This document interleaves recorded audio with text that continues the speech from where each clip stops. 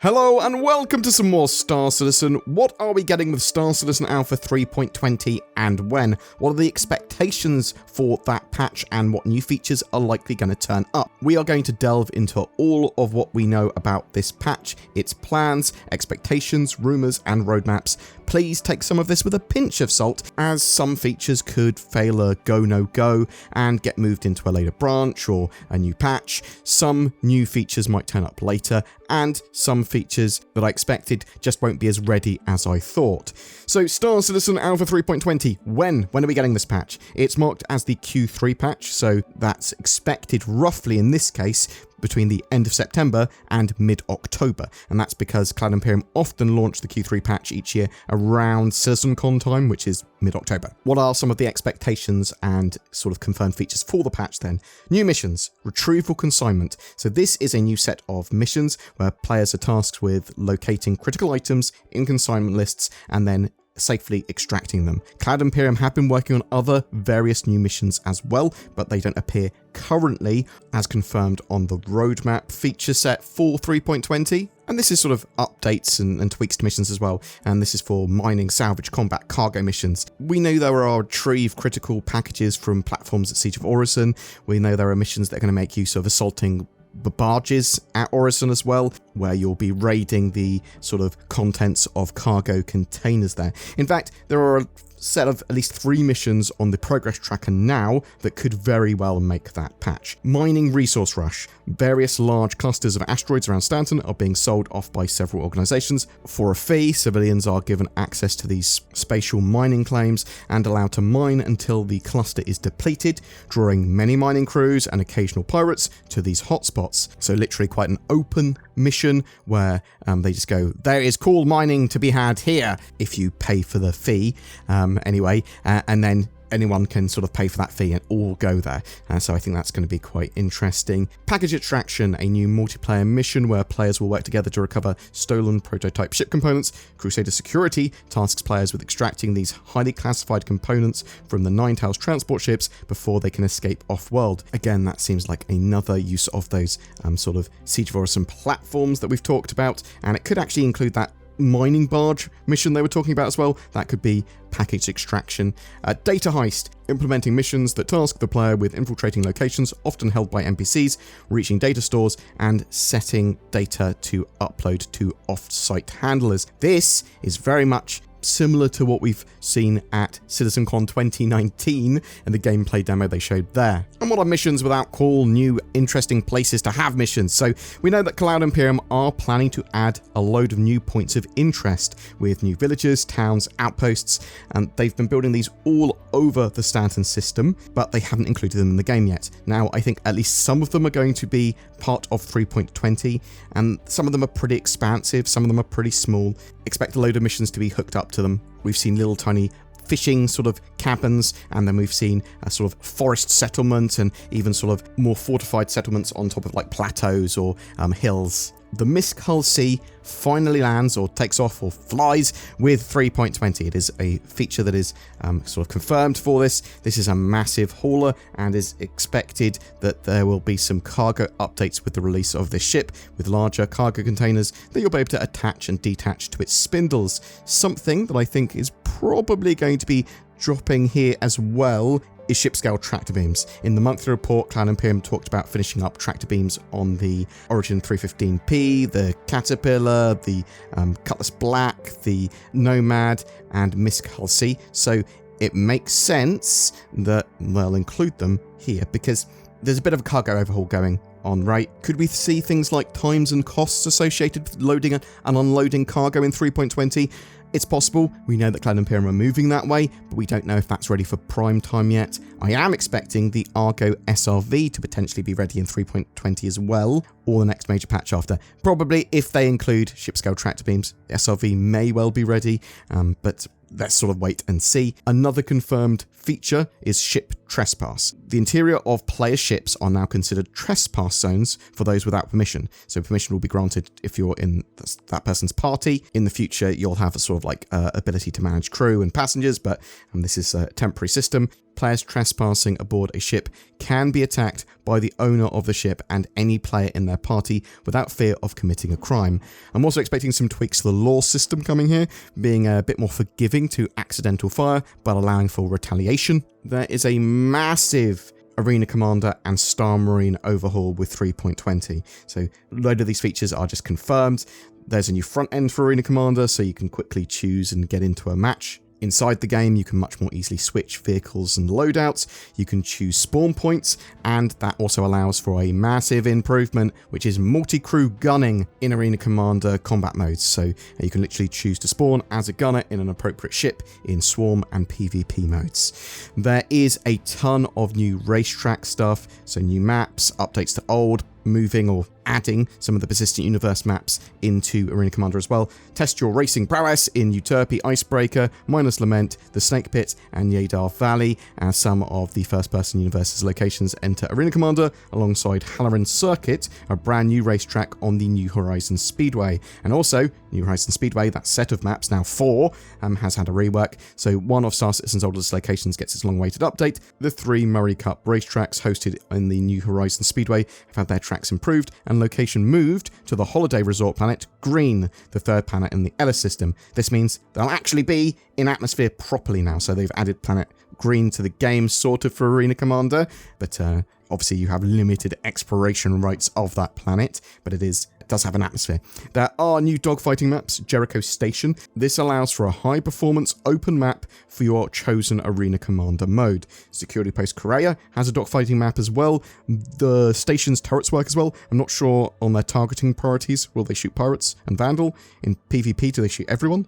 Also, there is Winner's Circle, which is an in-atmosphere dogfighting map on Planet Green. I am very much looking forward to some Pirate Swarm there. Talking about Pirate Swarm, there's been an update to the mode as well, with the biggest change being the final wave that now comes with a fleet battle. So you'll have to survive against a couple of hammerheads, an Idris, and a load of pirates turning up.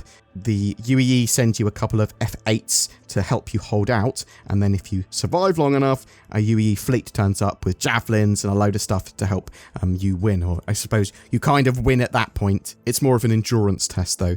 I'd be interested to see it the other way around though. Like, I love the idea of potentially being the pirates or being on the side that actually has the disadvantage overall. I believe there's also a new achievement to get once you've completed that in multiplayer. For Star Marine and like FPS style game modes, there's a smaller Echo 11 map for elimination. Security Post Correa also has an FPS version for Star Marine, and you'll notice all of these maps will have been tweaked and updated and sort of performance improved. Another big addition is experimental modes for Arena Commander and Star Marine. These limited game modes range from simple twists on current modes to entirely new modes. This initiative will not only allow for rapid iteration of game modes, but be able to be put into players' hands faster, but they also allow all teams to gather vital analytic data for specific activities, equipment, vehicles, and in-development features. And we found out some of the modes that are going to be part of 3.20. So we've got single weapon elimination, where, at least at the start, it's going to have the arc-light laser pistol for that mode. So everyone basically just has that weapon throughout the match in Star Marine. There's Gun Rush, otherwise known as Gun Game, where you basically go through a list of weapons. Every time you get a kill, you change weapon to the next one on the list, and when you get to the very, very end, you sort of win. Apparently there are some surprises there with the weapons, so bear that in mind. Tank Royale is actually a relatively exciting mode to me. So this is deathmatch and squad battle. You can spawn as a gunner in a tank too if you're playing in the squad battle mode. There's going to be a hardcore version where you only have 1 life in the future as well. That might make 3.20, but Tank Royale, you're sort of driving around in the Nova tank and fighting each other. There's also an Infinite Wave Vandal Swarm mode as well. Now, Cloud Imperium may change up these modules with entirely new ones or switch what weapon is available for the single weapon elimination at any time. There are also rumours of a limited master mode test, though not entirely sure Arena Commander would be the best place for that, but we'll have to wait and see. One of the benefits of experimental modes is a larger player base to draw on, as they don't need to install the sort of PTU to play. They can play within the live build, and testing very specific things and balance is just significantly easier in Arena Commander. commander. I do have some other expectations as well for the patch. So ships and vehicle wise, I think the Xi'an Santok Yai, that medium Xi'an fighter, the Crusader Spirit C1 and A1, which is sort of like an alternative to the Cutlass Black and Freelancer, so the C1 being the sort of standard Cutlass Blackish version, and the A1 being more of a bomber variant, and potentially we could even see the Tumble Storm at a push, or potentially being released with 3.20. They are all pretty far into their development, and it does look like they're a focus. Also, Cloud Imperium have been working on some other unannounced stuff, so there's a new ship and a new variant of a vehicle that they're working on, which, if these don't turn up in Alien Week, again, could be for a 3.20 release. Vulcan. Now, Vulcan integration is something we've talked about for a while as part of the Gen 12 renderer updates. Now, this looks like it very well may be activated for 3.20. Cloud Imperium are removing legacy code currently and sort of optimizing their Vulcan integration, and looks like they're just getting it ready for prime time. This should see various graphical updates and improvements, as well as hopefully more of a standard set of graphics menu options. Don't know it's turning up, just looks very likely to me. Bounty Hunting version 2 is something I think we'll start to see with Alpha 3.20. In the monthly report, there seems to be a focus of work on it, with them saying mission features are working on Bounty Hunting V2. That progressed very well. The designers are currently working with systemic services and tools to develop these systems required to have a virtual NPC bounty traveling around the system, and they talked about including finalizing upstream work on the character creation service, R&D for bounty contract missions, a bounty marker prototype, and connecting the NPC tracker service to the game server. The UI team have also been working on an interface for bounty hunting. We know the plan is to be able to track bounties with their location updating when they get in range of a comm array, stations seen by other characters, or security, and then you'll be able to track them from that, and they'll be able to get a sort of more valuable bounties based on what they've done, ship and stuff therein, I suspect. What exactly could we get for bounty hunting beyond that at this stage? Well, more missions and variety for both FPS and ship combat, as well as maybe surrendering and use of bounty pods that would entail a security office for them to be taken to, which we know they are working on, but I expect a stream of content over a few patches personally. I'd also expect updates to the rep system for bounties too, maybe some changes to the green zone systems so that you can draw weapons in more places. I'm expecting to see a lot of bug fixes and polish for this patch. There doesn't appear to be a major feature update like server meshing or persistent entity streaming or anything like that, beyond really some new features and Vulcan potentially, and we don't even know that Vulcan's there. And Cloud Imperium probably want to get their game in a good state and sort of ironed and very playable, because you're going to have a lot of people looking at space games. You've got the Starfield crowd who might want to play a multiplayer space game after playing through Starfield single player story. And I think that Star Citizen could actually do pretty well from that. Is there going to be a wipe with Alpha 3.20? It doesn't appear to have any of the markings of a patch that needs one. Cloud Imperium have also said that they've improved the underlying systems that allow for data migration and copying to a new patch, so it appears that it's highly unlikely there'll be a wipe for 3.20. However, Cloud Imperium have always said they will wipe as they need to, and this is typically to solve bugs or because of fundamental background changes happened or something like that, so we can't say for sure, but it looks unlikely that there will be a wipe. There certainly could be some features and ships that don't turn up as well. Take my expectations with a pinch of salt, but I think it's likely that at least some of them will turn up with that 3.20 patch. Boom! That's it for your Alpha 3.20 update. I am interested in knowing what you think. Are you expecting any other features to turn up? What are you hoping to see? Do you think there's too much focus on Arena Commander this time around, or are you really excited to see those improvements, potentially playing multi-crew in sort of Pirate Swarm, something like that, or PvP battles in multi-crew, just in a quick bam wham, we're in, we can play. Whatever your thoughts, I'd love to hear from you in the comments below. Let me tell you a story from the book of NordVPN/BoredGamer.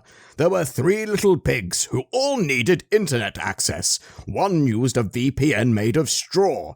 One used a VPN made of wood, and one used NordVPN, which is basically bricks in this analogy. Along came an elite hacker wolf, and smashed up the houses of the first two Piggly Wigglies, but was unable to breach the NordVPN house, which is just much better than straw or wood for protecting you from internet things like wolves and hackers. The moral of this story is get nordvpn.com/BoredGamer or click the links below for powerful discounts that might make your friends think you are an internet wizard or something. Also, that wolf went to prison for 10 years on an unrelated crime. Maybe it was like not liking or subscribing or something? Every month we have a ship giveaway for June 2023. That's going to be for an RSI Constellation Andromeda. This hybrid cargo gunship is perfect for small crews of up to 4. It comes with a P-52 Merlin snub fighter as well, along with lifetime insurance and game access. All you need to start playing Star Citizen. And all you have to do to be in for a chance of winning that is comment on any of my videos made during the month. More details in the video description below. If you would like to further support the channel, please consider pressing the join button under my videos for exclusive membership to the channel, or become a Patreon. I've already got a load of lovely people that do that, and it really goes a long way in allowing us to make daily content. Thank you so much to my channel members and Patreons, but thank you so much for just liking, subscribing, commenting, and watching my videos. Thanks so much for watching, and I'll see you in the verse.